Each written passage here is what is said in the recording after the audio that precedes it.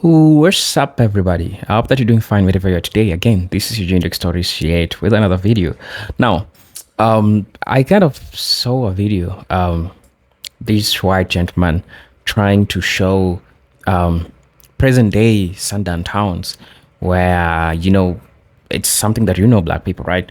The history has it that if the sun could have set in these places and you are found there, you know the repercussions of that. Right now, black people usually afraid to go to these places, especially during the sunset, because they know most definitely what will happen to them. But then there's this white man that comes out and talks about this, and I've featured one of his videos because they've been exposing things that have been happening, especially to black people. And I was a person of interest in these topics. I came to saw where he was interrupted by the other white person, and this white person dragged him for saying that the sundown towns that he's talking about, the sundown towns doesn't exist, and the sundown towns are not there, and like everything he's saying is just a lie, and the data that he's looking at are all lies, right? And at the same time, I tried dig up some information, looked through the social media, tried to find. Now, these are two white people arguing whether the sundown towns still exist, but what about them black people who lived this experience, who have seen this, right? So I still featured some black people who are talking about this. I want us to watch this video. I don't want to say much because at the end of the day, you let me know what your experience with the sundown towns, or what are the stories that you've ever heard about the sundown towns, because it turns out to me that some of people still don't know that there existed some part of history that talked about it. Some people still will brush it out and say that sundown towns are all things that happened, today those doesn't happen, right? So let's buckle up for this video. Actually, yes, there are. There's actually a full-blown website that you can use to locate them, so you see where they are. You can select all these different types. You can even click surely just to be 100% positive of where they are in the United States, and it gives you this map. Now, apparently the little flags are special towns of interest. That's a new feature I was unaware of. If you click on one of them, it'll actually take you through some of the information, not just the place, but some statistic data by the Census Bureau. You can check all of these and more on their website. But yes, they are very much still in effect. It even gives you extra information. So it's not just a thing of the past. Sundown towns are still very much active, still very much in existence. As you saw in that video, they're all across the country still. That was just a website that I happened to stumble across that showed some of the information, so I figured I would share it. I'll also write it down here in the description, that way anybody who's interested can take a look. Some of my other comments are truck drivers who actually said that they had to search that website in order to find out if they could stop along their work routes, actively currently. He says there are over 2,000 sundown towns in the United States today. Do you know what a sundown town is? Maybe you don't know. So a sundown town is a town that excludes, and I'm using that real lightly, people of color after the sun goes down. He shows a map identifying sundown towns. Actually, yes, there are. There's actually a full-blown website that you can use to locate them, so you see where they are. You can select all these different types. You can even click surely just to be 100% positive of where they are in the... With the surely filter on, we see towns around LA identified as sundown towns. Towns like Compton, for example. The site includes demographic data from the census for Compton, showing that in the year 2000, the latest data the website has, Compton was about 11% white. And that's an odd demographic characteristic for a sundown town. Seattle is identified as surely a sundown town, but it's difficult to believe that a major U.S. city doesn't permit non-white people after dark. Actually, contrary to what he says in the video, the map is not showing you current sundown towns. It's showing you historical sundown towns. You can check all of these and more on their website. Even the random example he shows you surely was a sundown town in the past and is surely not in the present. The surely filter, in other words, is showing you towns that surely were sundown towns, not towns that surely still are. Exactly 2 of the 2,475 sundown towns shown on this map are marked as surely still sundown towns today. And yes, I live streamed checking them all, and there's a spreadsheet with the information in my video notes. The site explains how to identify sundown towns. You start with the census and find overwhelmingly white towns. You then look for evidence of historical discrimination or exclusion. They suggest looking in local histories or newspapers or talking to people who know the history of the town, like a local librarian or a historical society in that town. The 2 surely still sundown towns are Pittsfield and Jonesboro, Illinois. A comment section on the page for Pittsfield tells us that a store manager observed a black delivery man being told by a patron that the delivery man needed to be out of town by sundown, and the patron was believed to be a member of the city council. And in Jonesboro, the site tells us that there is photo or written evidence that the town is surely still a sundown town, though it doesn't explain what that evidence is.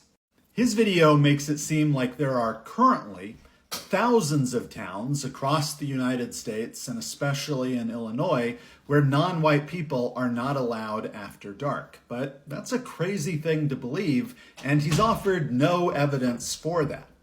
He's showing you a website of historical sundown towns, which are based on claims that go back to the 1860s.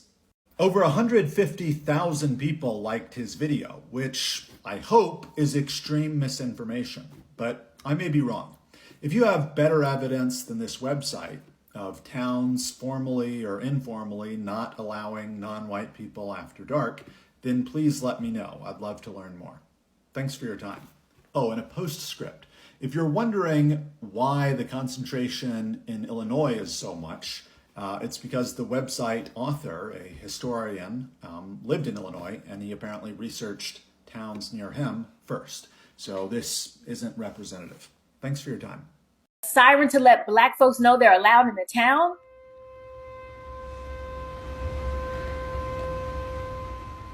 Let's talk about it. A few of you sent this video of a TikToker sharing her grandfather's lived experience, asking if I could find evidence of this or not. Years ago, that siren would go off solely to inform the black community that they're now allowed into town. So on Saturdays, when you have to go shop, grocery shop, go around and about, black people weren't allowed to do that until noon. Just as with sundown towns, there's limited evidence of these horrors, and part of the reason I tell the stories I do. Keep in mind that written evidence isn't the only type of evidence. Oral history is still history, and this Mississippi town isn't the only place with residents speaking of this phenomenon. Since 1921, in the former sundown town Minden, Nevada, a daily 6 p.m. alarm would sound to alert non-white people that they must leave the city limits before the sun faded. In the mid-1970s, the siren was rebranded and seen as a, quote, tribute to the hundreds of volunteer firefighters that served Douglas County over the years. As a result of years of letter writing, petitioning, and protest by the local Washoe tribes, the alarm ceased in June 2021 when the state governor introduced a law prohibiting any alarms with similar racist history. So it's probable that other sirens existed around the country as a means to alert black and brown people on how they should behave. And just like in Nevada, these alarms may have been later rebranded as a way to obfuscate the true history.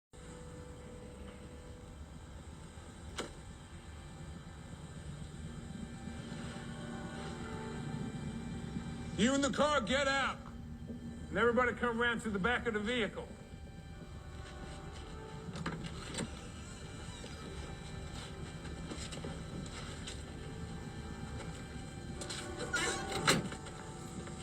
It's all right.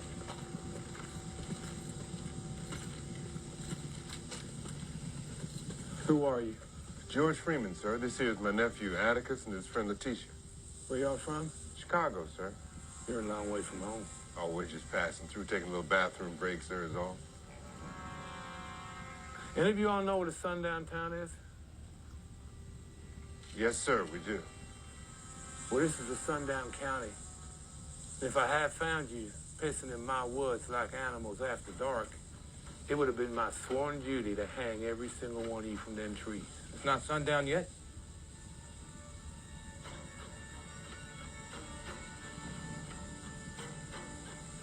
Sunset is at 7:09 today. That's 7 minutes from now. Then we'll be out of the county in 6.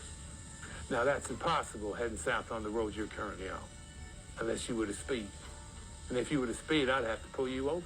Then we'll head north.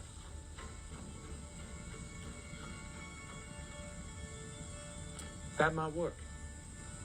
Why don't you give it a try? We will, sir. Is it legal to make a U-turn here? Aren't you a smart one?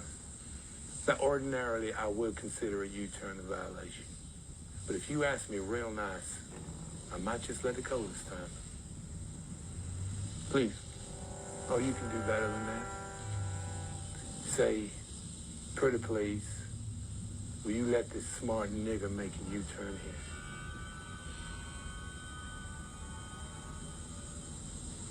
Pretty please, will you let this smart nigga make a U-turn here?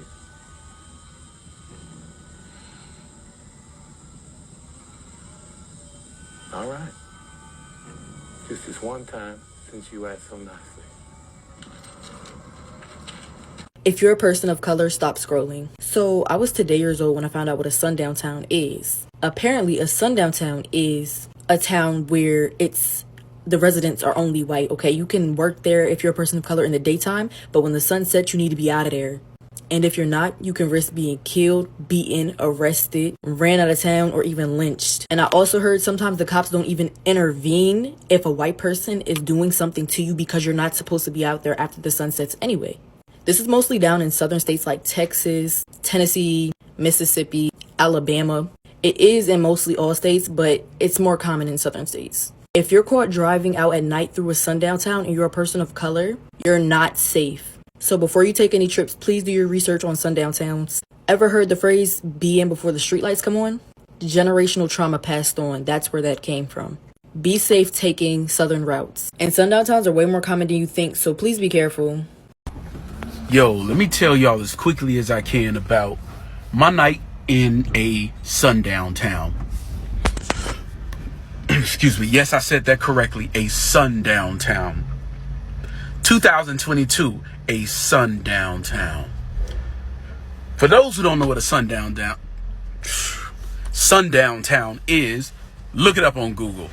But anyway, so I get a load going to a particular city in Texas, and I'm like, okay, well, let me head on over here and drop this off. They're gonna pay me this much. That's perfect. I like that. It's a quick 200 miles, make it quick. You know, whatever the amount was, great, cool. I get there and I look at the exit. I'm like, wait a minute. It took me to exit 861A. For those who don't know, it's a place called Vidor, Texas, Vidor, Vidor. I'm like, uh-oh, I've heard stories. Like pretty much everybody I know in Texas that's black tells me, do not go to Vidor, Texas. I'm like, okay. Yet here I was in Vidor, Texas. My load didn't deliver until this morning. This is from the perspective of yesterday. Didn't deliver until tomorrow at 8. It was like 5:30. So I get to the place. I'm not giving names of companies or anything like that. But while I'm driving to the place, I see trailer parks. I see a bunch of Confederate flags. I saw a doll of a black man. It was just a doll wrapped in a Confederate flag hanging from a tree by its neck. That's the type of stuff I saw in Vidor, Texas, which led me to believe that the reputation was fairly earned. I get there. The security guard says, hey, we got a code red. The guy gets on the phone, is like, hey, I can't, I don't want to be responsible for this guy's safety. Let me go ahead and find somebody because we stopped taking loads at 4 o'clock. But I'll get somebody over here from the other side of the plant. Tell them to hang on. So I hang on. I'm doing what I got to do. Finally, somebody comes by about 15 minutes later. The guy said, let me hurry up and get you unloaded. He quickly gets me unloaded. And they said, dude, you might want to get up out of here as soon as possible. We're at sundown. You want to leave here now. Don't stop until you at least get to Beaumont. I was like, okay. He was like, no, seriously. I said, well, what about the police? Why aren't the police there? Police turned a blind eye. I was like, okay, well, I'm gonna do what you said. He said, yeah, man, I don't want to see you getting in any trouble. So I went ahead and I took off, headed to Beaumont. I went to the Petro in Beaumont, slept there, and I had my my Armalite Rifle 15 with me. Slept with a couple of extra magazines, but I'm safe, y'all. But that was my night in the Sundown. I hate to see it. This is actually what's happening to one young woman in a town in North Carolina. And I saw this story a few days ago, and it was absolutely devastating to think about it and to realize that this is still what's happening. But this young woman, whose name, let me get her name correct, her name is Angel Pitman. She was that young person. She was a young girl, 21 years old, had saved up her money. She bought an acre, less than an acre of unrestricted land in North Carolina for about $10,000 last September. Then she spent another $24,000 of her hard-earned money that this young sister earned, $14,000 with money she had been saving since 17 years old. She spent $14,000 and bought 3 buses. 3 old school buses that she was excited about. She was going to do exactly what I said. She was going to turn them into these mobile hair salons that she would be able to go around and drive around and provide services for people who are in need. That's exactly the type of thing we want our children doing. I mean, I would be so proud if this were my daughter. I would be thrilled and amazed with the work that she was trying to do, because she clearly loves her people and is motivated to not just talk about it, but she's trying to be about it. She put her money where her mouth is. And she says, I'd never seen anyone driving around doing people's hair. But not only did I want to get paid for doing hair, but I wanted to drive around, do some homeless people's hair, and maybe go to some prisons and help incarcerated people. This is a good sister. She's 21 years old. She's trying to do something for her community. Her plan was to put the buses on her land, less than an acre that she purchased, put the buses on her land, turn one into a living space, so she was going to be self-sufficient. Talk about green energy, right? Green New Deal. She was going to turn one of these buses into a home that she would be able to live in. And then the other 2 were going to be turned into these mobile salons, and she could do hair on her property, set up shop at different locations, do house calls. In fact, Shayla, I'm going to go ahead and drop the article link for this also in the Zoom chat, so you can tweet this out as well so people can see this also, okay? This is her plan. This is what we want in our young people. Unfortunately, Miss Angel Pitman purchased a property in a town that is considered a sundown town, right next to one of the most racist some of my biatches that you could ever did see. This man, who was her neighbor, decided, well, now what do we have here? Is that a negress moving in across my property? And quite frankly, negress is probably the nicest thing that I would imagine this person saying, because this man who lived across the street, not across the street, but on the other side of her property, basically, as she's moving in, he sees her mom and her dad moving her in. He begins going into white nationalist mode. Now, here's the thing that's important. One of the things that we see from the article that describes this in depth is that when she first visited the property, she did feel like something was a little off. She's young. She's 21. We still learning discernment in our 40s. So, I mean, it makes sense that you feel something a little off. You just brush it to the side. But she's young. She felt something was a little off. The neighborhood was predominantly white. Not all white. It's like 17% black. This is a town in Rowan County, North Carolina. It's 79% white, 17% black. And unfortunately, it's a sundown town. She didn't know that. She felt like something was off, but racist people be everywhere. They're always off. So, it makes sense that you would sense it, but not necessarily have the life experience to say, okay, I need to pause before I move forward. During her closing, when she's buying the property, she's closing on the property, there's an older white man who lives across the street who was giving her really weird vibes, but she had no idea just how bad those vibes were going to get. A week after closing, on September 23rd, she returns to drop off the buses on the property. The property is about 8 miles outside of Salisbury. And this time, this elderly white man comes up to them and says, why are you guys here? Are y'all looking for shade? Sun too hot? Need somewhere to rest your black bodies? I'm just curious. I'm just the white neighbor on the other side of the lawn, and I'm wondering what the hell you doing here. That's my imagining of how he must have sounded. Now, basically, the Sundown Town motto was N-word, don't let the sun go down on you in this town, right? So keep that in mind. Sundown Town, 2023 or 2022, when she buys the property, this is her first interaction with this man. Now, one of the things we know from Professor Melon Sharon, and Melon Sharon is a professor who does a lot of study and investigation of these types of issues, and he talks about the fact that sundown towns function economically and politically to the benefit of white supremacists. The professor said it's a matter of economic insecurity and rising economic inequality, and the sense that white property values will go down if black people move into the neighborhoods and real estate agents blockbusting and taking advantage of that. Somebody somewhere messed up by showing this little girl the property, because that wasn't supposed to happen. She wasn't supposed to buy that property in this town. In any event, what we now know is that shortly after she dropped off those buses, that elderly white man across the lawn who wanted to know if they just needed some shade for their black bodies, well, he gets violent. He wasn't too old to get violent. He gets very, very violent. He sits down on the porch of his property while she and her mama are finna drop off the buses with his gun on his lap. He's about to go inward hunting, is I guess the sense he was trying to give them. And then they realize, basically his energy is kind of like, get off my lawn. And he wanted them to get the buses off his lawn, as if the lawn that he was talking about wasn't her property. He felt he had a right to land that she owned because his whiteness trumped the ability for her to purchase land and own it outright.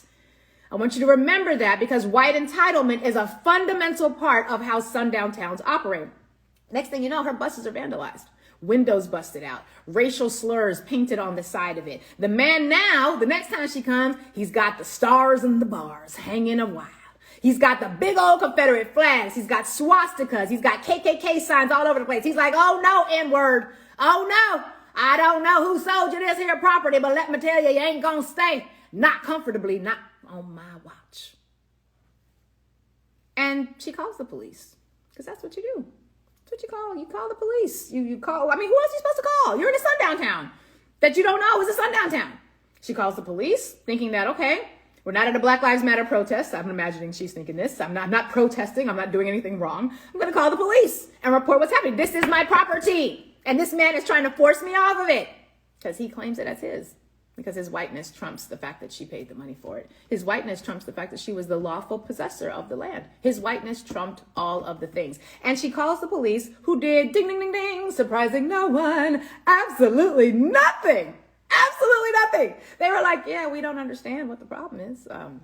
Apparently there was some vandalism. Don't know who it was. Can't really tell. I'm actually reminded in this moment of those ranchers that we talked about a few weeks ago, who are out in Colorado, dealing with the same thing. Purchase land, farming the land. They got white neighbors who are angry that they have the right to that land, vandalizing their property, blowing out their security cameras, slaughtering their animals. This is not an isolated incident. This is the mood of the nation. This is the mood of, let me qualify, this is the mood of white nationalists in the nation. They are reverting back to what they always do. Let's move on. I want to get to the calls in just a second. 866-801-8255, 866-801-TALK. Want to know how many of y'all live near or around a sundown town? How do your actions change when you know you driving through a sundown town? What should we be aware of, those of us who live up north? And I shouldn't even say that. Let me not even joke, because we got sundown towns up north.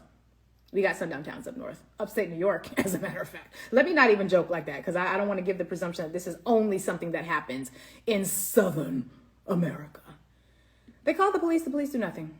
And she's basically at the point now where her parents refuse to let her go back. Good on them, because she got a mama and a daddy. Okay, so her daddy's like, oh, hell no, you ain't going back there. But now she's got this property that she can't use. She's got buses that she has to haul from where they're at to where she actually does live in another part of North Carolina. And here's the thing. Here's the thing about sundown towns and this type of action. 866-801-8255, 866-801-TALK. Here's the thing that's important. I talk a lot about Wilmington, North Carolina, one of the first successful post-Civil War coup d'etats that took place.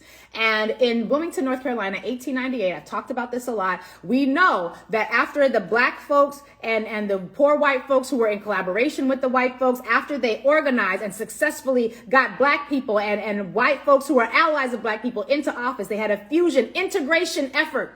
They were living in an integrated North Carolina and Wilmington. They had a fusion approach to politics, and they were like doing the damn thing. They were getting people elected. They were getting people in the mayoralty. They were getting people in the state house. They were sending people to Congress. And this was on the strength of an integrated Wilmington, North Carolina, 1898, until the white nationalists said, hell no, this ain't happening anymore. And those white nationalists came into town They came into town with their armed weapons. They had 200 of them, women, men, and children. Gotta say that because y'all like to pretend it's only the white men who do this type of thing. It was men, women, and children.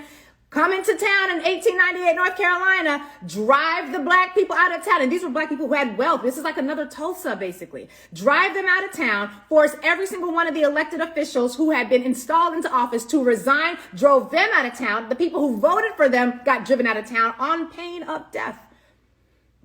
Because if you didn't leave, they were quite willing to, quote, choke the river with the bodies of the black. I don't know what you think. Kindly tell me what you know, because most of black people that have spoken in this video, they have shared their part of history, they have shared their part of story that they know or that they have ever been told.